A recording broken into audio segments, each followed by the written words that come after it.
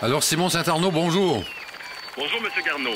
Simon qui s'occupe des 24 heures de vélo de Tremblant et qui revient en force cette année. Vous avez un nouveau partenaire cette année, Simon.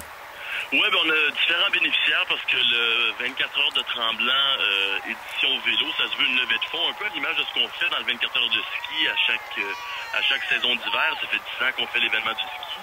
Et depuis l'an dernier, on a inauguré notre première édition du 24 heures de vélo de Tremblant. Ça a été un très bon succès de démarrage. On a réussi à amasser 250 000 Et cette année, on s'associe de nouveau à l'Institut des Cèdres contre le cancer et au Grand Défi Pierre Lavoie. Pierre qui est évidemment un ambassadeur de vélo, mais aussi de la santé chez nos jeunes. Il était de la partie l'an dernier, puis on a décidé de travailler ensemble justement pour améliorer et encourager les saines habitudes de vie. Donc, nouveau bénéficiaire, Pierre Lavoie. Pour ceux qui veulent, en fait, encourager ces différentes causes, l'idée, c'est de faire une équipe et de participer à cet événement-là. Alors, si vous me parliez un peu du concept de l'événement.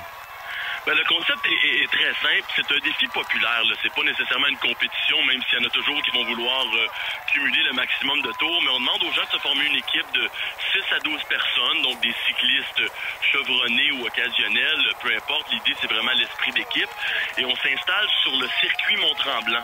Je pense que c'est assez unique pour un événement de vélo. Il y en a plusieurs au Québec qui sillonnent nos routes, mais sur le circuit Mont-Tremblant, c'est le circuit de course automobile de 4,3 km. C'est une boucle absolument impeccable. Je pense que Louis pourra en témoigner parce qu'on a fait quelques tours de piste ensemble l'an dernier.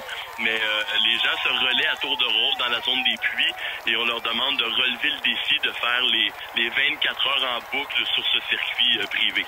Louis qui accompagnait Lance Armstrong la dernière fois. C'est-à-dire que Lance... cette année, on espère qu'il va y avoir encore plus de gens qui vont relever le défi.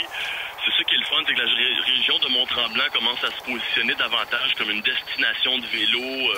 Les circuits routiers sont de mieux en mieux aménagés. On annonce de beaux événements. Vous avez entendu le Ironman qui sera dans notre région au mois d'août l'an prochain. Donc je pense que les gens s'intéressent de plus en plus au vélo chez nous. Simon, écoutez, on va vous souhaiter bonne chance et puis vous remercier, vous féliciter pour les succès jusqu'à maintenant, l'année dernière en particulier, quand même 250 000 $, c'est très appréciable. Merci Simon.